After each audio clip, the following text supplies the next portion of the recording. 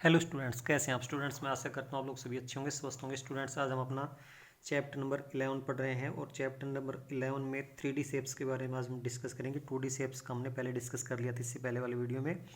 तो मैंने आपके लिए 3D में क्यूब को लिया है। तो क्यूब आपका स्टूडेंट्स इस तरह की फिगर होती है। मैं आपको दिखा देता हूँ। यहाँ से क्यूब है, ये इस तरह की फिगर होती है। यहाँ से ये क्यूब होता है। तो यहाँ पर ये इसकी लेंथ है, ये इसकी ब्रेड्थ है और ये इसकी हाइट है, तीनों ये बराबर होती हैं। तो यहाँ पे मैंने ए लिखा है, यहाँ भी ए लिखा है और यहाँ भी ए लिखा है। ठीक है।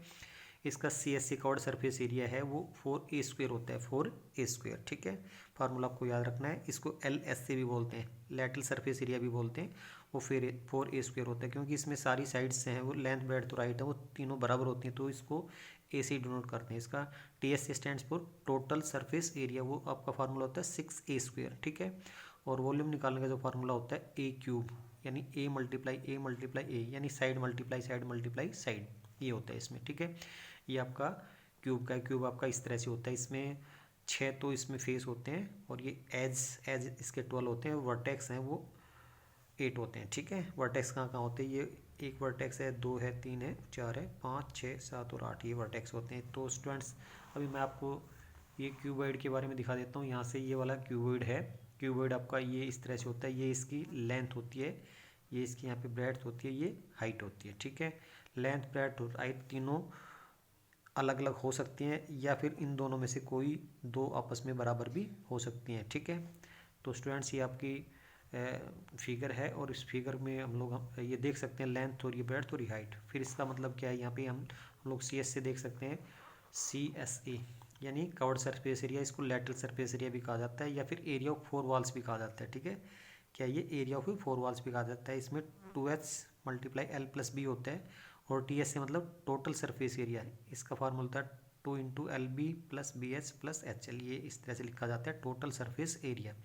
और वॉल्यूम का स्टूडेंट्स L × B × H यानी लेंथ, ब्रेड्थ और हाइट तीनों मल्टीप्लाई कर देते हैं तो क्या आता है, वॉल्यूम ऑफ क्यूबॉइड हमारे पास आ जाता है। ठीक है। ये वॉल्यूम ऑफ क्यूबॉइड का है, ये आपने देख लिया है। अभी सिलेंडर का दिखा देता हूँ आपको। ये सिलेंडर है आपका। सिलेंडर जो है वो हमारा इस तरह से होता है। यहाँ से हम देख सकते हैं ये हमारा सिलेंडर है। तो सिलेंडर की ये हाइट होती है, ये सिलेंडर की हाइट होती है। और स्टूडेंट्स, यहाँ से लेकर के ये इसकी क्या होती है, ये रेडियस होती है। इसको मैंने R से लिखा है। ठीक है। तो इसमें कवर्ड सरफेस एरिया CS से कवर्ड सरफेस एरिया होता है इसका 2πRH। H आपका ये होता है, रेडियस ये होता है। ठीक है। ये आपका दिया होगा क्वेश्चन में, जब भी आपको क्वेश्चन करना होगा। तो ये सिलेंडर आपकी इस तरह की शेप होती है। ठीक है। अभी टोटल सरफेस एरिया TS से मतलब टोटल सरफेस एरिया, वो होता है 2πR और ये R+H, ये ब्रैकेट के अंदर इस तरह से लिखा जाता है। इनको आप स्टूडेंट्स नोट कर लेंगे और इनको अच्छी तरह से याद भी करेंगे। अभी स्टूडेंट्स, वॉल्यूम का जो फार्मूला है किसका है, ये सिलेंडर का, वॉल्यूम ऑफ सिलेंडर का वो है πr²H। ये फार्मूला भी आपको अच्छी तरह से याद कर लेना है।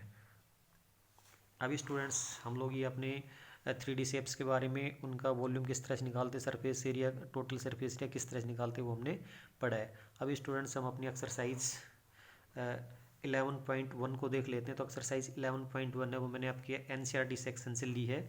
तो यहाँ पर इसका मैं फर्स्ट क्वेश्चन डिस्कस करता हूँ अभी। तो फर्स्ट क्वेश्चन में हमें क्या करना है, यहाँ से देख लेते हैं। फर्स्ट क्वेश्चन में A² and a rectangular field with measurement are given in the figure. ये आपका स्क्वायर है और ये रेक्टेंगल है। ठीक है। इनका जो मेजरमेंट है वो दे रखा है, यहाँ पे 60 मीटर दे रखा है। तो ये आपका 60 मीटर। तो यहाँ पे स्टूडेंट, यहाँ भी क्या होगा आपका, ये भी आपका 60 मीटर ही होगा क्योंकि स्क्वायर है। तो ये 60 मीटर होगा। लेंथ और ब्रेड्थ इसकी बराबर होती है और यहाँ पे क्या लिखेंगे, स्क्वायर लिख देते हैं हम लोग। ठीक है। अब ये रेक्टेंगल दे रखा है तो इसको रेक्टेंगल लिख देता हूँ। ये रेक्टेंगल हो गया, रेक्टेंगुलर फील्ड है ये स्क्वायर फील्ड है, ये रेक्टेंगुलर फील्ड है। अब इसमें क्या करना है, यहाँ से इनके जो मेजरमेंट वो दे रखे हैं, उसके बाद इन the figure have the same perimeter. इनका पेरीमीटर क्या है, बिल्कुल सेम है। इस स्क्वायर फील्ड का और रेक्टेंगुलर फील्ड का पेरीमीटर इसमें सेम दे रखा है, एक जैसे दे रखा है। विच field has a larger area, कौन से फील्ड का एरिया है वो ज़्यादा होगा, या स्टूडेंट्स आपको निकालना है। तो इसमें साइड का कर लेता हूँ, साइड। ठीक है। Side of square field. तो ये क्या है आपकी 60 मीटर। तो इसका पेरीमीटर निकाल लेते हैं हम लोग।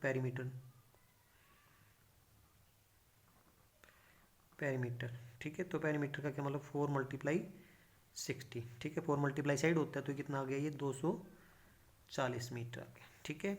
एरिया की बात करते हैं तो एरिया भी निकाल लेते हैं इसका एरिया क्या होगा यहाँ से, इसका स्क्वायर फील्ड का एरिया हम करते हैं 60 × 60 यानी साइड मल्टीप्लाई साइड, तो 36 और ये 00 स्क्वायर मीटर हो गया। ठीक है, ये तो आपका हो गया स्क्वायर फील्ड का पूरा।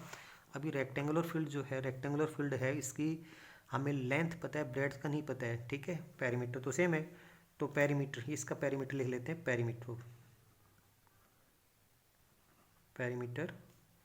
ऑफ रेक्टेंगुलर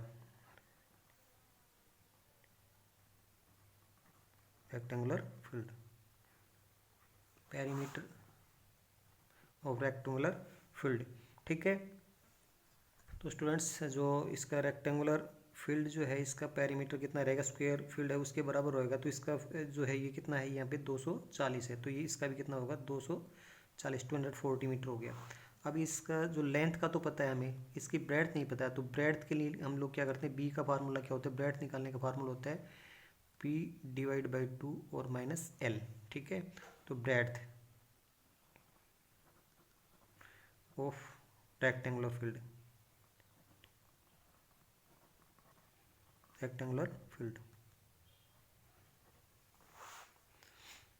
ठीक है, तो ये क्या आएगा, यहाँ पे देख लेते हैं यहाँ से, तो ये हो जाएगा आपका पी कितना पेरीमीटर आपका 240 और /2 और माइनस लेंथ कितनी है 80। ठीक है, तो यहाँ से इसको जब डिवाइड करते हैं तो कितना आता है, ये यहाँ पे इसको डिवाइड करते हैं तो ये 120 आता है। ठीक है, उसके बाद यहाँ पे जब ये डिवाइड कर दिया तो फिर -80 हो गया, तो कितना आ गया ये 40 मीटर। ठीक है, तो बी आपका कितना आ गया 40 मीटर आ गया। अभी एल का हमें पता था, एल कितना था, यहाँ पे एल है 80 मीटर, यहाँ पे एल 80 मीटर था। उसके बाद एरिया निकाल लेते हैं, इसका एरिया कैसे निकालते हैं, एल इंटू बी, तो एरिया कितना हो गया इसका, एरिया लेंथ कितनी है इसकी, लेंथ है 80 और मल्टीप्लाई ब्रेड्थ कितनी है 40, तो 8 का 32 हो गए, 32 और ये 00, ये मीटर स्क्वायर हो गया। तो ये आपका रेक्टेंगुलर फील्ड है, इसका तो 3200 आया और इसका आ गया 3600। ठीक है, तो किसका एरिया ज़्यादा है, कौन सी जो ज्योमेट्रिकल शेप है, कौन सा जो फील्ड है वो ज़्यादा एरिया कवर कर रहा है, तो इसमें पूछा which field has a larger area, तो क्या कौन सा फील्ड लार्जर एरिया है, square field has a larger area, hence यहाँ पे लिखेंगे, hence a square field, square field has a larger area. अभी स्टूडेंट्स हम अपना होमवर्क का देख लेते हैं, तो होमवर्क में स्टूडेंट्स क्या करना है, सोल्व एक्सरसाइज 11.1 इन फेयर नोटबुक। तो स्टूडेंट्स आपको 11.1 एक्सरसाइज है वो फेयर नोटबुक में बहुत ही अच्छी तरह से सोल्व कर लेनी है, और ये जो फार्मूले जो आपको बताए गए हैं इनको आपको बहुत ही अच्छी तरह से लिख करके याद कर लेना है। Thank you students.